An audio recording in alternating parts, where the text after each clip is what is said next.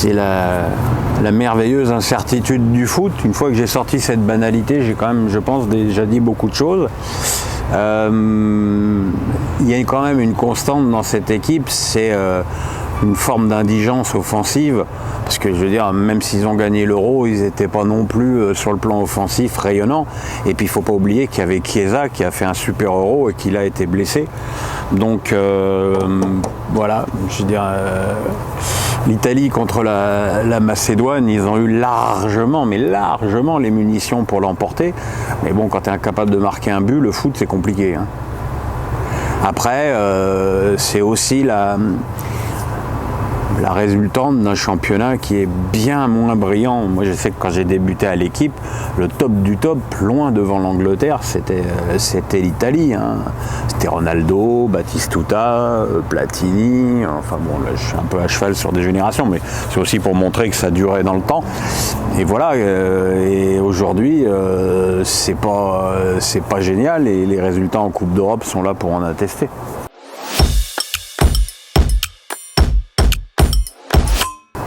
Alors dans le même rassemblement, oui. Vincent Giroud, faut reconnaître que c'était un peu casse-gueule comme sélection pour lui, parce que il n'y avait pas Benzema, hein, puisque c'est lui qui l'a remplacé. Mbappé n'a pas joué contre la Côte d'Ivoire. Et il marque. Je veux dire, Giroud, faut bien se mettre dans la tête qu'on lui demande qu'un truc, c'est de marquer. Parce qu'effectivement, dans le jeu, ça n'a jamais été éblouissant. Voilà, donc il peut peut-être aussi occuper un rôle de super remplaçant à la Coupe du Monde. Voilà, on verra en juin si Benzema est rétabli, si Giroud sera là.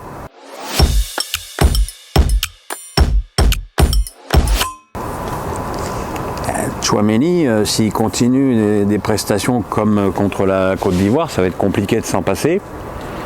Après, j'ai pas trouvé Pogba nul, hein. Je trouve que Pogba est certainement le meilleur créateur de cette équipe, surtout avec les énormes difficultés de Griezmann en ce moment. Donc voilà, on peut peut-être aussi envisager un système où il serait les trois au milieu, mais bon, ça voudrait dire que tu joues plus à 5 derrière. Voilà, il faut voir. De toute façon, la clé de tout ça, bizarrement, c'est plutôt le poste d'arrière droit ou de piston droit, parce que tu peux pas jouer à 4 derrière avec Coman arrière droit, même avec Klose c'est compliqué. Là, tu retombes à Pavard-Dubois, donc voilà.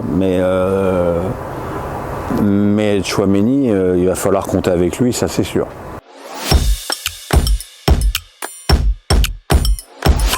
C'est une bonne question. J'ai pas trouvé, ça m'a pas frappé qu'il soit isolé, hein. Il est rentré vraiment quelques minutes et c'était plutôt les Ivoiriens qui avaient la balle et qui poussaient. Puis bon, ils ont quand même marqué un but avec sa présence sur le terrain.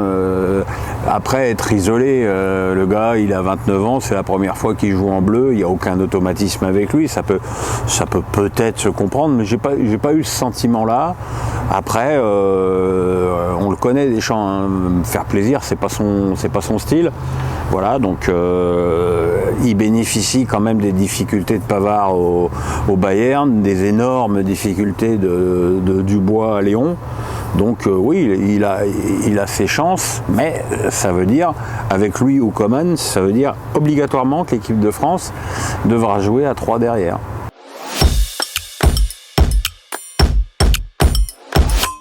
Alors j'ai pas vu Égypte-Sénégal. Je me suis infusé Cameroun-Algérie, qui était vraiment un pauvre match, comme d'habitude, malheureusement, sur une pauvre pelouse. Les Algériens ont retrouvé de la constance, ils ont retrouvé de la solidité et de la cohérence. Le retour en forme de Slimani, qui a drôlement bien fait de se barrer de Lyon, c'est aussi un paramètre. Moi, je pense que l'Algérie va confirmer à domicile et je pense qu'ils vont gagner aussi 1-0. Et voilà, et je vais faire confiance au coffre-fort égyptien et dire que le match retour avec le Sénégal fera 0-0.